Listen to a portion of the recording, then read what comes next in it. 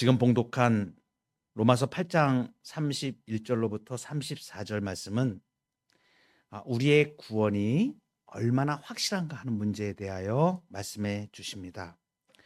먼저 31절을 보시면 그런즉 이 일에 대하여 우리가 무슨 말 하리요? 만일 하나님이 우리를 위하시면 누가 우리를 대적하리요? 이렇게 말씀하십니다. 이 일에 대하여 이렇게 말하죠. 그런즉 이 일에 대하여 우리가 무슨 말 하리요? 여기서 이 일이라는 것은 이 앞에 문맥으로 볼 때 28절부터 30절 사이에 언급된 하나님의 구속사역 전체를 말하는 것입니다. 무엇을 말하냐면 미리 아시고 또 예정하시고 그리고 부르시고 또 의롭다 하시고 그리고 영화롭게 하셨다고 우리가 지난 시간에 영화에 대해서까지 이제 우리가 말씀을 보았죠. 이렇게 우리의 구원은 하나님의 작정 속에 있는 것이죠. 그래서 이것은 시간 이전에 있었던 거예요. 창세 전에 있었던 거. 우리의 구원은 창세 전에 하나님의 작정 속에 있었는데 그것이 성취되는 것은 시간 속에서 이루어지죠. 그죠? 그래서 하나님의 이 작정, 창세 전의 작정과 시간 속에 성취되는 이 구속사역 전체, 하나님의 구속사역 전체를 지금 이 일에 대하여 우리가 무슨 말 하겠느냐 이제 확정 짓는 말씀을 하시는 거예요. 그래서 그 다음에 이어지는 구절을 보면 만일 하나님이 우리를 위하시면 누가 우리를 대적하리요 이렇게 표현하지 않습니까? 이 이제 개역 개정 성경 우리 개역 개정 이렇게 번역에는 만일 하나님이 우리를 위하시면 이렇게 얘기하잖아요. 그때 이제 만일이라는 이 조건이라고 이렇게 이제 얘기하는데 이걸 그 원문에 있는 대로 보면 문법상으로는 뭘 말하는 거냐면 확정된 사실을 근거로 하는 조건문의 뜻이에요. 그래서 좀 더 이렇게 더 의미를 잘 알 수 있는 해석을 하면 거기다 써놓으셔도 좋습니다. 여러분들 쓰실 수 있으면 하나님이 우리를 위하시는 것이 분명함으로 이렇게 되는 거예요. 말의 뜻이 좀 다르죠. 만일 하나님이 우리를 위하시면 이렇게 지금 돼 있는데 사실 헬라어 원문의 뜻은 하나님이 우리를 위하시는 것이 분명함으로 이렇게 되는 거예요. 너무나 분명한 거예요. 하나님이 우리를 위하시는 것이. 그러니까 하나님이 우리를 위하시는 것이 너무나 분명하다. 이것은 어디에 기초하냐면 하나님이 불변하시는 분이시라는 것에 기초합니다. 그러니까 하나님께서 창세 전에 자기 백성을 선택하신 거, 우리를 구원하시기로 작정하신 것, 그것은 하나님의 기뻐하신 뜻에 의해서 이루어진, 그죠? 불변하는 것이잖아요. 그러니까 우리가 선택되어지고 미리 예정하시고 그리고 우리를 부르시고 의롭다 하시고 거룩하게 하시고 영화롭게 하시는 이 모든 과정들이, 이런 구원의 모든 것들이 너무나 분명하다는 거죠. 하나님의 이 구원이. 우리를 위하신다. 여기 보면 만일 하나님이 우리를 위하시면 하나님이 우리를 위하시는 것이 분명한데 너무나 분명한데 그 하나님이 우리를 위하시는 것, 이 위하신다는 뜻인 게 무엇인가? 이것은 뭐냐면 그분이 직접 우리의 구원자가 되시기로 결정하셨다는 걸 말합니다. 우리를 위하신다 하는 사실. 우리를 위하신다는 이 구체적인 그 안에 들은 그가 우리를 위하신다. 우리가 보통 사람들 간에 누구를 위한다, 그러면 무엇을 어떻게 해주는 것을 말하잖아요. 그런데 그 내용에 대한 의미는 그냥 우리를 위하시면 이러면 좀 추상적이잖아요. 근데 이 구체적인 뜻이 무엇이냐면 그분이 우리의 구원자가 하나님이 우리의 구원자가 되시기로 스스로 결정하셨다는 걸 말하는 거예요. 그래서 우리를 위하시는 거예요. 그러니까 우리의 구원은 어디에 근거하는 거예요? 우리의 구원이 절대로 우리한테 어떤 근거도 없다는 걸 말합니다. 절대적으로 영원하신 하나님에 기초한다. 그 하나님의 불변하심에 기초한다. 그 하나님의 선하심에 기초한다. 그 우리의 구원이 하나님이 우리를 위하시는 것이 그렇게 하나님께서 우리를 구원하시기로 결정하셨기 때문에 우리의 구원은 너무나 분명하다는 겁니다. 놀라운 사실이죠. 그죠? 영원하시고 무한하시고 불변하시는 그 하나님이 우리를 그분 스스로가 우리를 구원하시기로 구원자가 되시기로 그 하나님이 결정하셨기 때문에 우리의 구원은 너무나 많으시다.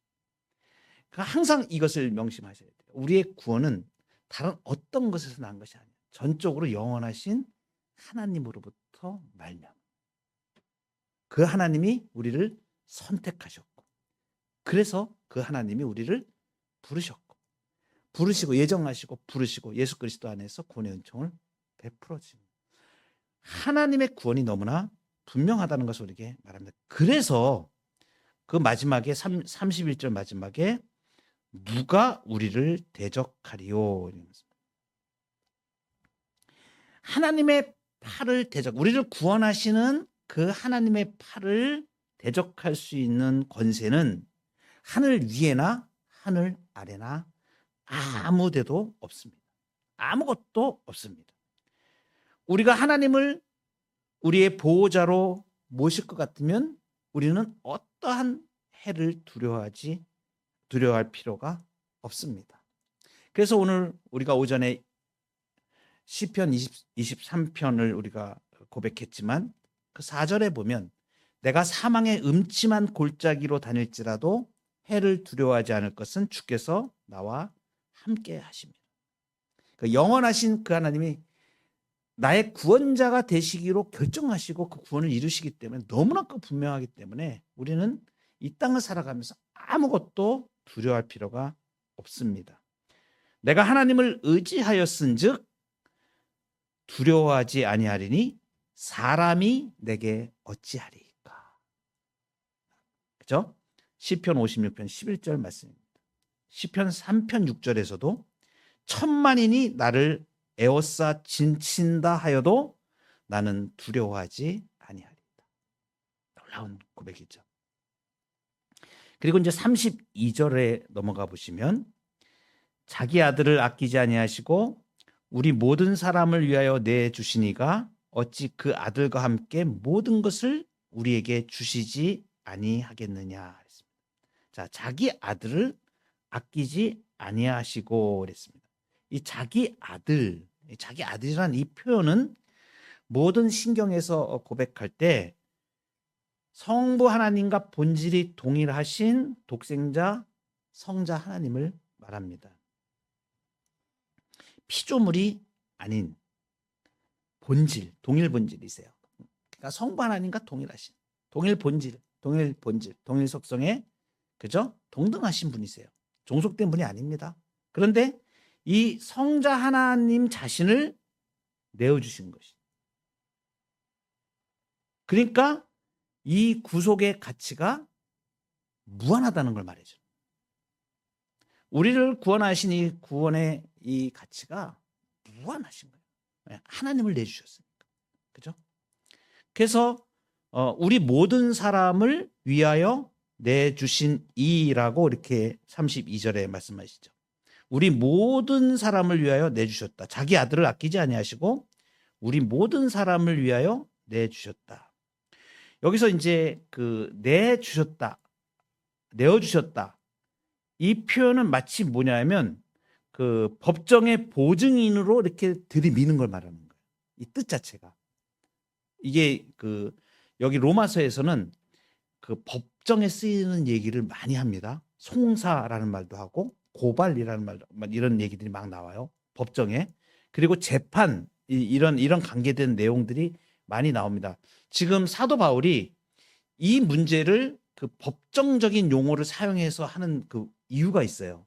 왜냐하면 우리가 의롭게 되는 것이 법정적인 의미를 가지기 때문에 그래요.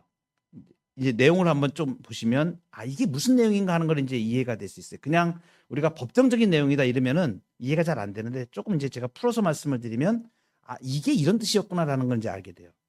근데 내 주셨다 이제 이 표현 자체가 뭐냐면 법정적인 의미를 담고 있고 그리고 그 형사 처벌을 당하는 희생적인 의미가 있는 거예요. 희생적 의미를 담고 있는 거예요. 그러니까 하나님께서 우리를 구원하시기 위해 자기 아들을 죄인들을 위한 대속물, 제물로 내주셨다는 거 말이에요. 이 지금 죄인들이 죄값을 받아야 돼. 그런데 그 죄값을 대신하여 하나님, 성자 하나님을 내주신 거, 자기 아들을 내주신 거예요. 제물로 넘겨주신 걸 말하는 거예요. 이건 이제 뭐를 말하냐면 하나님의 공의로우심은 우리의 그 죄에 대한 형벌을 반드시 요구합니다. 죄의 값은 사망이에요. 죄의 값을 반드시 치러야 됩니다.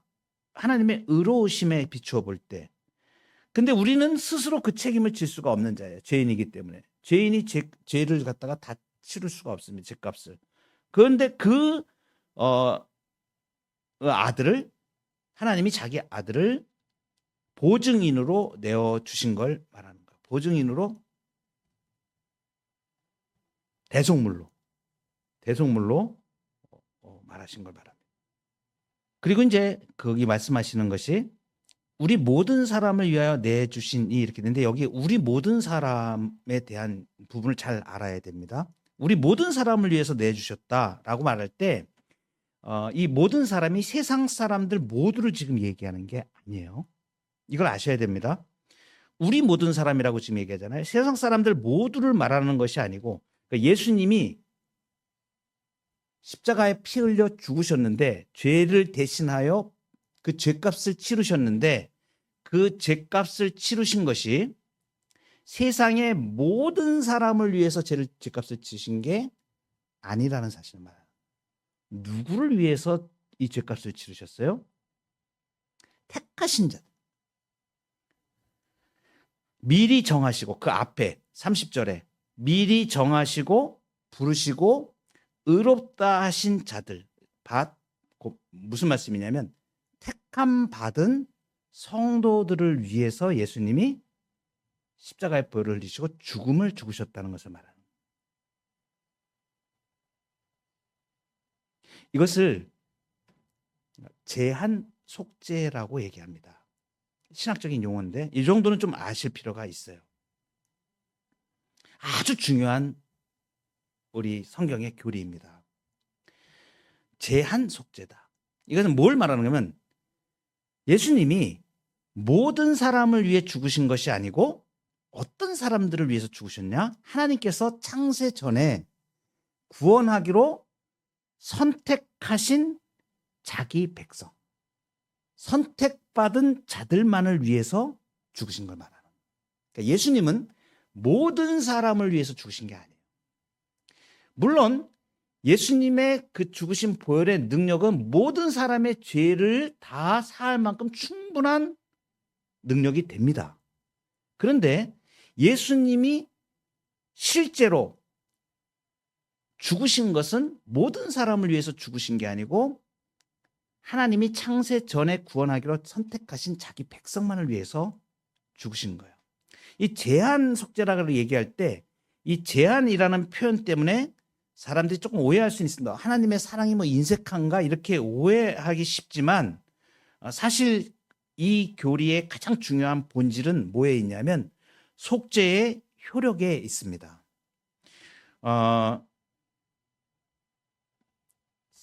우리가 지금 이 말씀을 하는 선택한 자들을 위해서 예수님이 그들만을 위해서 죽으셨다고 하는 이것을 거부하는 사람들이 있어요. 소위 말하는 이제 보편 속죄론을 주장하는 사람들이 있는데 그것은 성경에서 분명히 잘못된 것입니다. 왜 그러냐면 이제 이 사람들이 보편 속죄론을 주장하는 그것은 뭐냐면 그리스도는 모든 인류를 위해서 죽으셨으나 그 효력은 개인이 믿음을 선택할 때만 발생한다라고 주장을 해요. 잘못된 주장입니다. 언뜻 들으면 속기 쉬워요. 예수님이 모든 인류를 위해서 죽으셨는데 그 효력은 개인이 믿음을 선택할 때만 발생한다. 이러면 어떻게 돼버리는 거예요? 예수님이 속죄를 이루시는 게 그냥 가능성으로 남아버리잖아요. 속죄는 그런 게 아닙니다. 예수님이 속죄를 이루신 것은 선택받은 사람들의 죄를 실제적으로 완벽하게 사시는 걸 말해요. 그러니까 십자가에 죽으신 것은 사람들에게 기회를 주기 위해서 한 게 아니에요. 예수님이 죽으신 것이 사람들에게 믿을 수 있는 기회를 주기 위해서 예수님 십자가 죽으신 게 아니고 하나님이 택한 자들의 구원을 성취하시기 위해서 죽으신 거예요. 이게 가장 중요한 속죄 이론입니다. 예수님이 십자가에서 죽으신 것은 선택받은 자들만을 위해서 죽으신 거예요. 이것을 알아야 됩니다. 만약에 예수님이 모든 사람을 위해서 죽으셨다고 하면 어떤 문제가 벌어지냐면 지옥 가는 사람들 있잖아요. 그죠? 그러면 하나님의 구원 계획이 실패하는 것이 됩니다.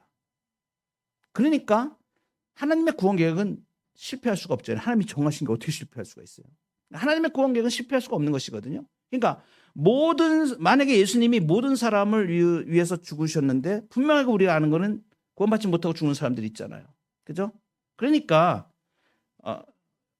많은 사람들이 지옥에 간다 그러면 하나님의 구원 계획이 실패한 것이 되기 때문에 이 논리는 맞지가 않는 거죠. 예수님은 분명하게 하나님이 선택한 자들, 자기 백성들을 위해서 죽으셨습니다. 그래서 성경에 자세히 보면 그 이름을 예수라 하라.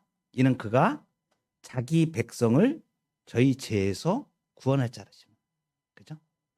그래서 이건 매우 중요한 교리입니다. 그래서 여기서 우리 모든 사람이라고 얘기할 때 이 우리 모든 사람은 택한 백성들만을 말하는 것임을 분명히 알아야 됩니다. 그리고 나서 이제 이렇게 말씀하시죠. 그 32절에 그분이 어찌 그 아들과 함께 모든 것을 우리에게 주시지 않겠느냐 그랬습니다. 여러분 하나님께 가장 소중한 존재가 누구예요? 자기 아들이. 그죠? 그러니까 자기 아들보다 더 귀중하고 아까운 것은 아무것도 없기 때문에 그 아들을 우리에게 내주신 하나님이 우리가 유익하다고 생각하는 모든 것들은 그 아들과 함께 다 주신다라는 부분을 뭘 주시는 거예요? 그 아들과 함께 자기 아들을 가장 귀한 아들을 내어주신 그분이 그 아들과 함께 우리에게 속한 모든 구원을 안 주실 이유가 아무것도 없다. 그 구원의 확실성입니다. 그래서 그 귀한 아들을 주셨다면 그 아들을 통해 얻게 될 나머지 모든 은혜, 우리를 거룩하게 하시고 영화롭게 하시는 모든 것들은 아까워하지 않으시고 반드시 이루신다. 그래서 아들과 함께 모든 것, 우리의 구원을 확실하게 이루신다는 말씀을 말합니다. 여기서 우리가 조심해야 될 게 있습니다. 소위 말하는 이제 구원받은 사람들은 하나님이 이렇게 모든 것을 다 주시니까 이 땅에서 물질적인 부와 명예를 무조건 얻는다고 생각하는 번영신학의 이런 내용들로 해석하는 사람들이 많이 있는데 이것은 성경의 본의를 왜곡하는 겁니다. 잘 조심해서 보셔야 돼요. 우리가 성경에서 여기서 지금 모든 것을 그 아들과 함께 모든 것을 우리에게 주시지 않겠느냐 할 때 이 모든 것은 우리가 구원받기에 필요한 모든 영적이고 육적인 모든 은혜를 말합니다. 그런데 그 모든 우리가 영화롭게 되는 구원을 다 완성하기까지 반드시 고난도 함께 주실 수가 있다는 사실을 알아야 돼요. 그래서 하나님의 섭리 안에서 이 모든 것 안에는 우리의 구원을 이루기 위한 고난도 그 안에 다 포함되어 있습니다. 그래서 이제 이 깊은 은혜를 알고 나면 고난이 은혜다라는 걸 알 수 있는 거죠. 왜냐하면 신자에게는 고난이 어떤 거예요? 신자에게는 고난이 우리를 완전한 구원에 이르게 하는, 예수님의 형상을 완전히 닮아가게 하는 복된 은총임을 우리가 알 수 있는 거죠. 그래서 신자는 바로 이것을 보는 사람들이에요. 그러니까 우리가 고난이나 우리의 어떤 과정들, 인생의 과정들에서 일어나는 이러한 일들은 반드시 하나님이 나의 구원을 위하여 필요해서 주신, 유익하게 쓰게 하기 위해서. 여러분, 우리의 부패한 본성이 그것을 깨닫지를 못합니다. 그냥 평안하고 온전하면 그 하나님의 은혜를, 구원의 은혜들을 그대로 우리가 바로 밝혀서 거룩하게 되지를 않습니다. 우리가 얼마나 부패한 인간인가를 알게 되는 것은 이 땅에서 하나님이 우리를 거룩하게 하는 과정 속에서 자꾸 부딪히잖아요. 왜? 내 욕망을 내려놓지 않으면 하나님의 나라를 이루지 못하거든요. 하나님의 뜻을 이루지 못하거든요. 그래서 계속 그거 부딪히게 만들어요. 하나님께서. 근데 자세히 보세요. 영적으로 보면 자꾸 우리를 거룩하게 하시는 일이에요. 그게. 내 못된 성품과 내 습관과 내 육체의 정욕, 이것을 자꾸 십자가에 못 박게 하시도록 우리를 거친 일들에 자꾸 노출시키시고 긴장에 노출시키시고, 그죠? 깨닫지 못하고 알지 못하니까 자꾸 그런 과정들을 통해서 우리를 다듬어 가시고 빚어 가시는, 자꾸. 너무나 놀랍죠. 이 하나님의 우리의 구원을 이루시는 이 과정을 우리가 가만히 생각해 보면 정말 너무 놀랍습니다. 신기하지 않으세요, 여러분? 나같이 이런 악한 인간이 어떻게 지금 하나님, 예수님을 닮아가는 이 현장에 지금 있단 말입니까? 여러분 그런 생각 안 드세요? 가만히 생각해 보면 저는 정말로 제가 성품도 못 되고 하나님 앞에 정말 제 이 육체의 정욕이라든가 이 못된 생각이라든가 이 부패한 것들을 뒤집어 보면 너무 부끄러워요. 가능성 제로인 사람들이에요. 근데 하나님은 그걸 두드리고 당겨서 고쳐가시거든. 예수님을 닮아게 자꾸 만들어 가시는데, 어느 순간에 제가 믿음의 삶을 이렇게 생활을 해나가다가 이걸 딱 바라보면서, 야, 정말 하나님은 놀라우신 분이다. 나같이 이렇게 가능성 없는 사람을 붙잡으셔서 빚어가신다. 저는 이것이 어떤 사람의 능력으로 될 것 같아요? 안 됩니다. 시덥게 안 변하는 사람이 있죠. 그런 사람 한번 보세요. 사람의 힘으로 그 사람 못 변화시킵니다. 그런데 하나님은 하세요. 여러분, 우리가 그러니까 간증을 여러 번 듣다 보면 정말 저 사람 예전에 그 과거의 그 못된 것들 이렇게 보면 정말 바뀌지 못할 사람 같은데 어느 순간에 눈물을 철철 흘리면서 내가 하나님의 사랑을 알게 됐고 예수 그리스도를 믿고 내가 이렇게 바뀌었습니다. 막 고백하는 일들이 있잖아요.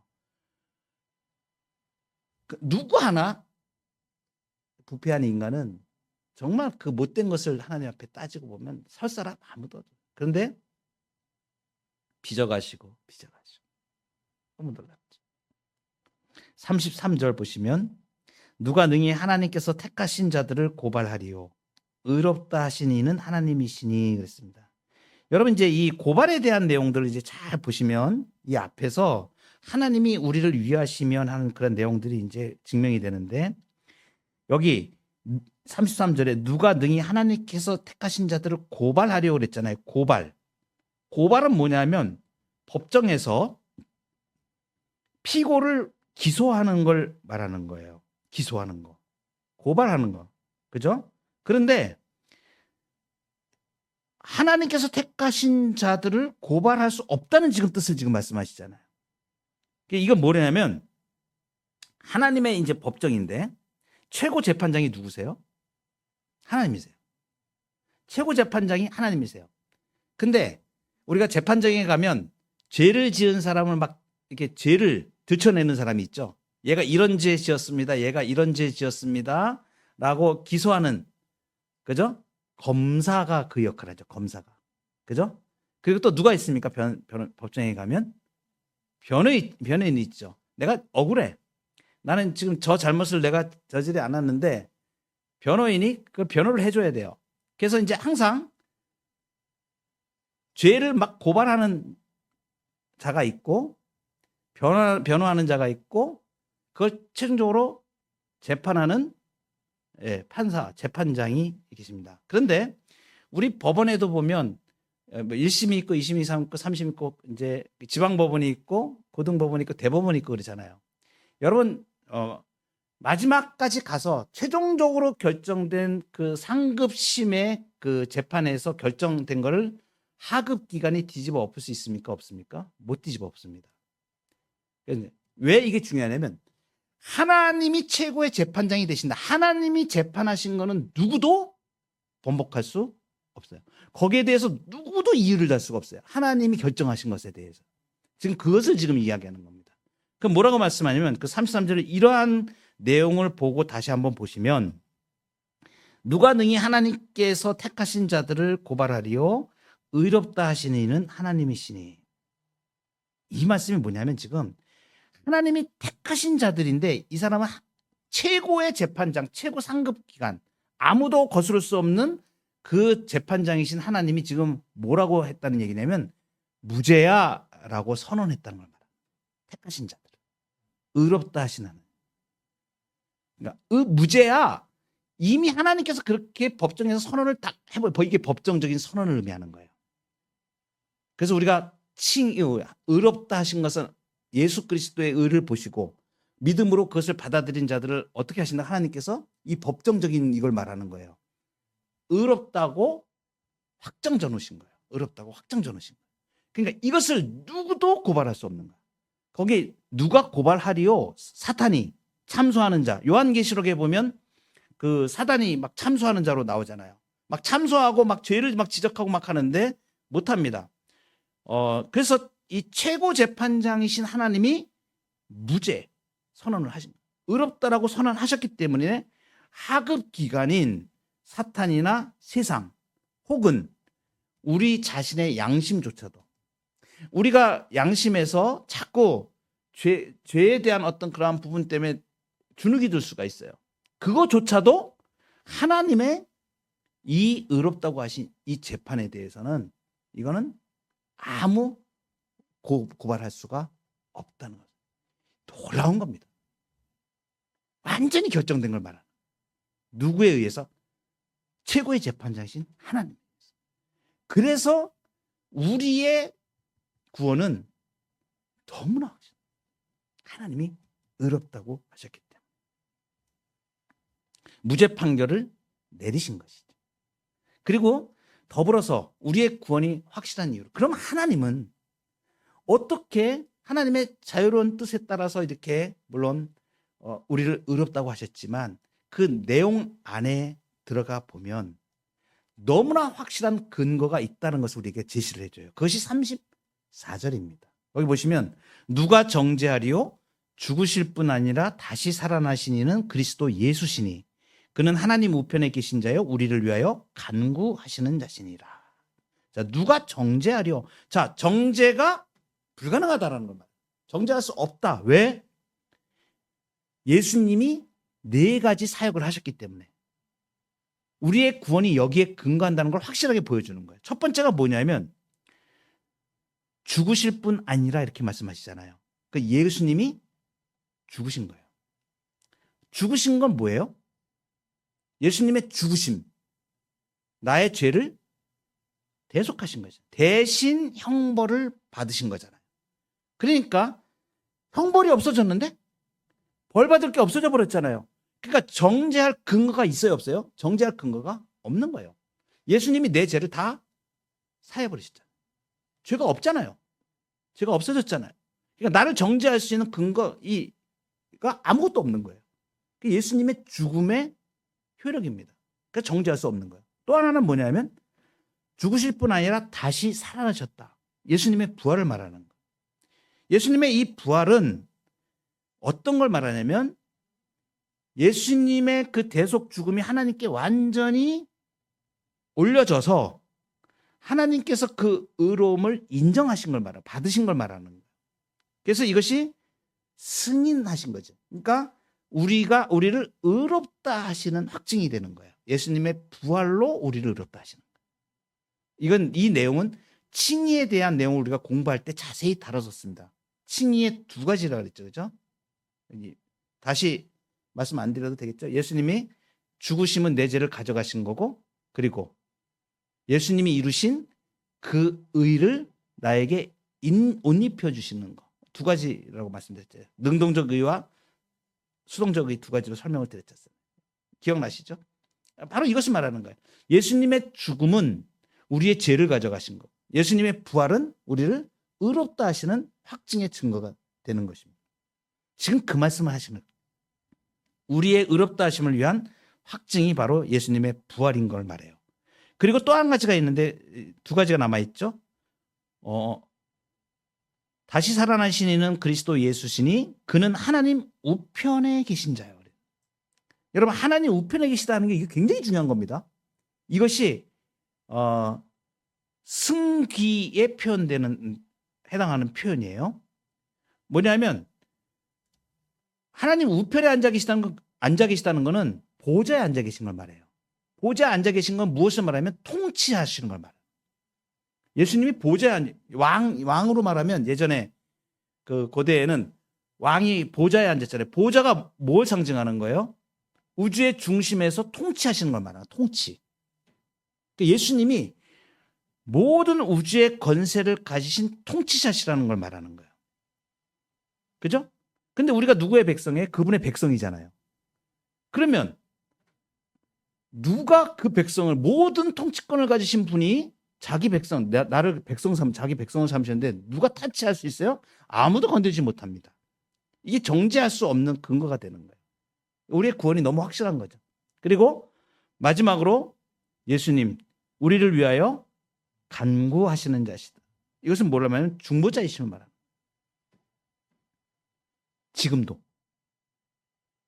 지금도 보좌 우편에서 어떻게 하신다고? 우리의 대변자가 되시는 거예요. 예수님이.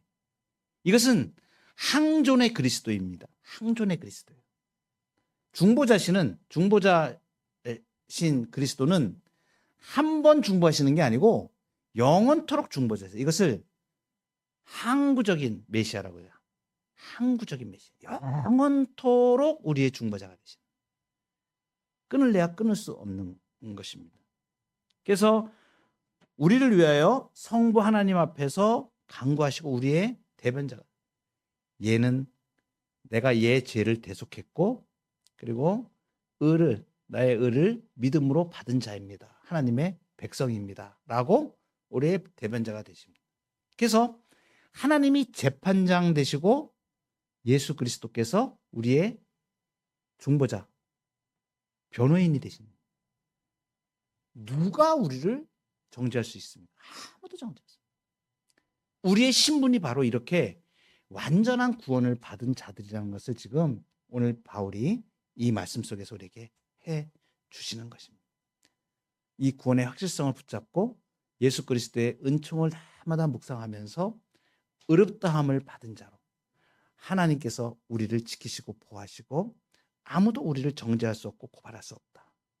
우리의 구원은 하나님의 불변하시는 하나님의 놀라우신 주권적인 역사로 이루어진 것이기 때문에 누구도 우리를 고발할 수 없고 정죄할 수 없다. 이 확신과 은혜 가운데 온전히 거하는 저와 여러분 되기를 축복합니다.